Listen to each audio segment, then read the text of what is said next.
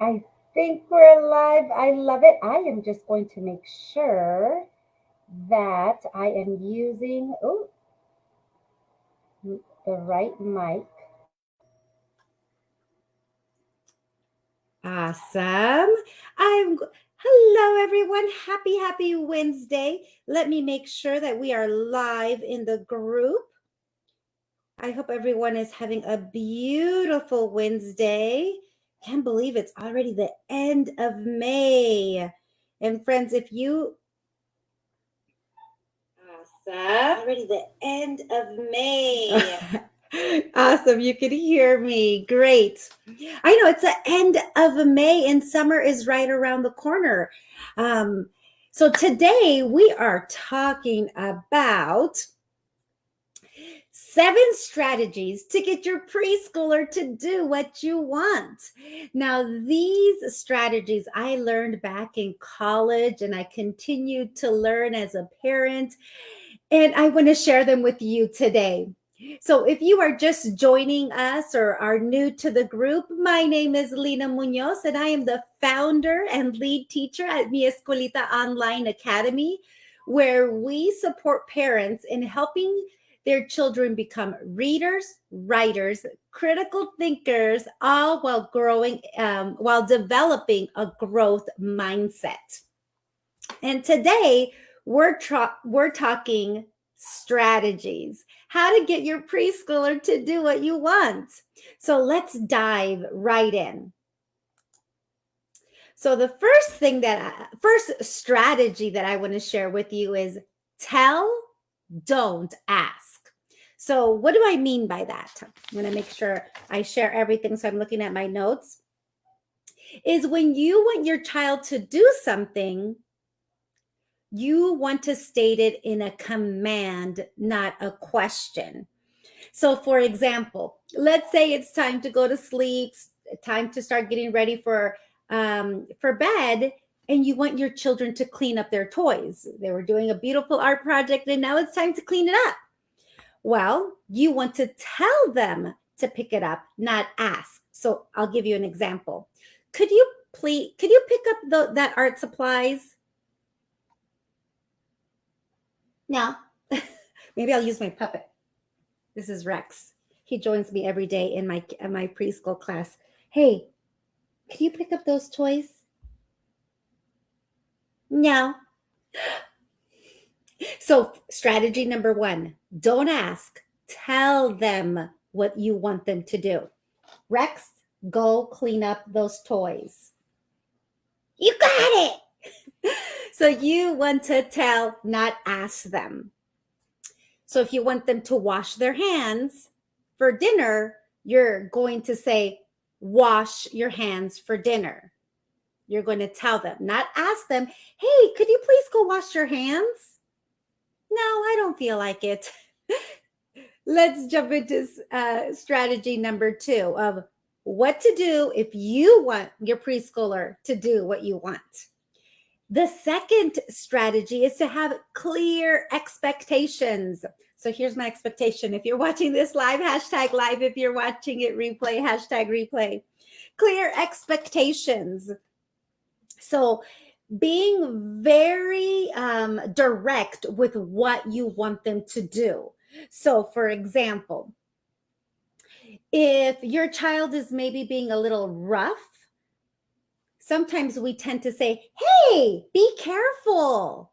But what does that mean? It might mean something different to me than it does to my child.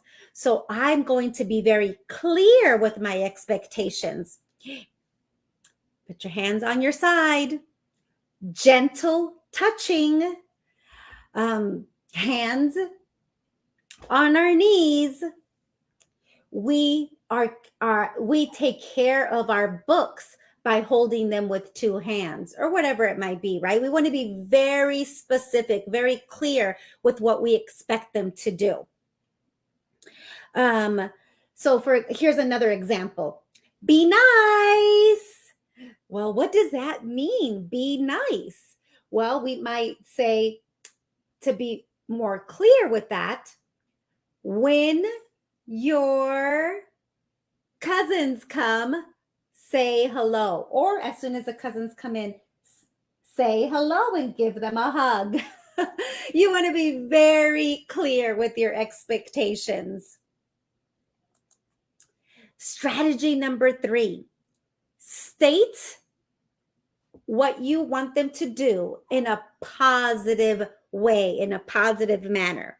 Now, friends, I should have prefaced all of these strategies with this. If your child is having a meltdown, and they do, because I know mine do, all kids have meltdowns. We have meltdowns as adults. If your child is having a meltdown, these strategies will not work. It's not time to implement these strategies. If your child is having a meltdown, give yourself some time and give them some time. These strategies are for when they're calm, for when you're calm, then we can implement these strategies. All righty. So stating things in a positive manner. So let's say your child is playing, you ask them to go wash their hands, right? And you're like, okay, I told them, go wash your hands. I was very clear. I didn't ask them. I told them, wash your hands. But now they're inside the bathroom playing or taking their Barbie a shower. It happens.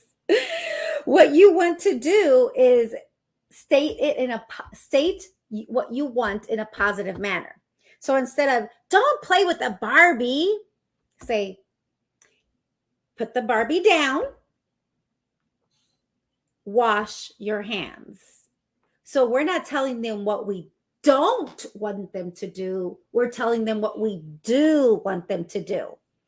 So that's what this strategy number 3, is stating things in a positive manner. So instead of saying, do not, that's negative, do not touch, let's see, do not touch. What do I tell my kids to do? I tell them, my cords down here, right? Do not touch the cords. I would say, please, step away from the cords. So I'm telling them exactly what to do. All right, strategy number 4. Very important one. My daughter reminds me of this strategy constantly. Be brief and simple. So remember, our preschoolers are, 3, 4, young 5-year-olds. And friends, all these strategies work with middle schoolers too, because we have 2 of them at home. Be brief and keep it simple. So let's say you're getting ready to go out somewhere, right? It's a weekend and you're or wherever, right? It's a weekend. You're getting ready to go out and you're like, okay, we're in a hurry. We got to get this done. And you're telling your preschooler, go use a restroom, get your water, bring a book, put on some sunblock, and let's go. Well, that is not brief and it is not simple. It is very direct. You told him exactly what to do. You stated it in a positive way. You didn't say, don't be, don't take your, I'm trying to think of that word. Don't, not dwaddle. What is it called? Don't, I can't think of the word. I'll have to come back and say it. But we're stating it in a positive way. But for that age group, and honestly, again, even up to middle school, that's too many directions. We have to keep it brief and simple. So maybe 1 or 2 things at a time, sometimes just 1 thing at a time. So go use a restroom. Go use a restroom. Once they're done, then it's like, wash your hands. Go get your water. Once they're done, find a book that you want to take with you. And then let's go. So you want to be brief and simple and take your time because they need the time. And then we'll also need the time. Strategy number 5. And again, these strategies work for any age. Proximity. I don't know how many times, and we don't have a huge house, I've yelled across the house, hey, it's time to brush our teeth. Hey, grab your water, let's go. And I'm like, I'm being very clear. I'm being very direct. I'm not asking them. I'm telling them what to do. And guess what? They don't do it. Why?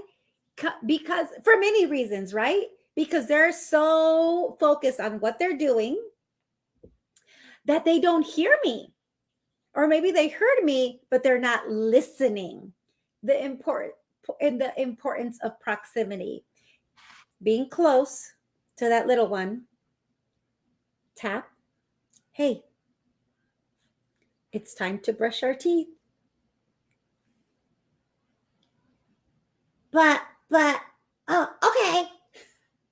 Proximity for any age group will help get your preschooler or other children to do what you want. Hi, I'm glad you're here. So strategy number 6, use your teacher voice. Now, when it comes to a teacher voice, a teacher's voice, when they're giving directions, it's very clear and firm.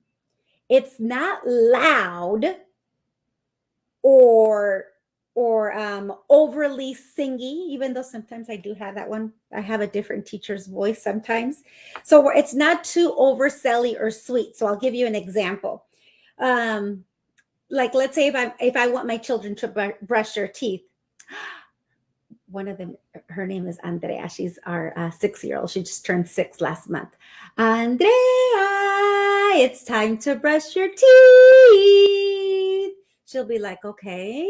Sometimes she'll play along and she'll come, right? But if you want your preschooler to do what you want, you're going to get close to them, use that teacher's voice and say in a very firm, confident tone, let's go brush our teeth, versus let's go brush our teeth. Come on. Should we really do this? You want to be firm and confident. Let's go brush our teeth. We're not going to be mean because these are children. Let's go brush our teeth. No, we're going to be firm and confident. Let's go brush our teeth. All right, friends, we're getting to the end of our 7 strategies to get your preschooler and really any child to do what you want. The last strategy is your first and then strategy. And I know a lot of us have used this before. When this has happened to me a lot, like we'll need to do a certain task. Like, let's say, I guess I must be thinking of brushing the kids' teeth a lot. They are loving reading at night, which is like, yay, I want them to love reading. And sometimes they're like, oh, let's just read, it's late. Well, you want to use a first then strategy. Okay, first we'll brush our teeth, then we can read an extra chapter in the book. So let's say they want to play Roblox or play on their tablets. In a very clear teacher voice, first, clean your room. You could be even more specific. First, pick up all your toys from the living room. Then you can play on Roblox for 30 minutes or whatever you're going to let them do then, right? Friends, these 7 strategies work. And it's hard to be consistent, but have these written down somewhere so you could visually see them and remind yourself of using them. So I want to review them really quick and tell you how we implement them at Mi Escuelita Online Academy. So we're an online school, so our kiddos are not right there beside us. So it's very easy for them to get distracted and start playing with certain things. So I ask them, or I tell them in my teacher's voice, right now we are working on our letters. You can play with your Play-Doh after class. So I'm telling them what I want them to do. I'm not asking like, hey, could you please put that Play-Doh away? I'm telling them in a nice way, of course, because we love our students at Mi Escuelita Online Academy, but we're partners with families. We're partners to help them build these skills and strategies and character education in our wonderful children. I tell them, put the Play-Doh away. It's time to work on our letters. There's clear expectations. Friends, everyone is writing the letter R. Everyone. We are writing the letter R right now. So expectations are clear. It's not vague as, so I'll give you another example. When you're stating clear expectations, we share. I could state it clearly by saying, friends, in our classroom, we share, it's Diana's turn. So very clear. We state what we want from our children, from our students in a positive way. So instead of saying, don't interrupt, do not interrupt, we say, if you want to share, raise your hand. So we're telling them what to do, not what not to do. So again, these are the 7 strategies to get your preschooler to do what you want. And now I'm sharing how we use this in our online academy. Be brief and simple. So when we're doing an activity, I don't give them all the directions at one time. We're going to write the R, draw a picture, and then remember we have to do a shape here in the bottom square. That's too much. We want to set them up for success by giving them one expectation or task at a time. Proximity, that can be a tough one since we're online, but that's where we say, okay, come close. I want to be able to see your beautiful smiling face. Come close. I want to hear your beautiful voice. And that also is more for in person when you're asking your preschooler or any children of ours at whatever age they might be. Proximity makes a big difference. Put your hand on their shoulder. Hey, it's time to eat dinner. Go wash your hands. Using your teacher's voice. Now, again, we're thinking teacher's voice of firm and confident, that we know what we want them to do. We're not asking like, hey, what do you think? Should we clean the room? We're not yelling. We're not screaming at our treasures, at our beautiful children. We're using a firm, confident voice. And then we use the first and then strategy. We ask them to do something that needs to get done, that must be done, then they can do the activity that they might want to do. Then, first, then. Friends, now remember what I said at the very beginning. These 7 strategies work. Be consistent. Talk to your family, to your partner, to your spouse, so that together, as a community, we're using these strategies to help our preschoolers and any students succeed and flourish. But remember, if they are having a meltdown, if you're having a meltdown, it's not time to use these strategies. It's time to give each other some space, a hug, and then when you're calm, when they're calm, use these strategies. Friends, thank you so much for joining me today at Mi Escuelita Online Academy.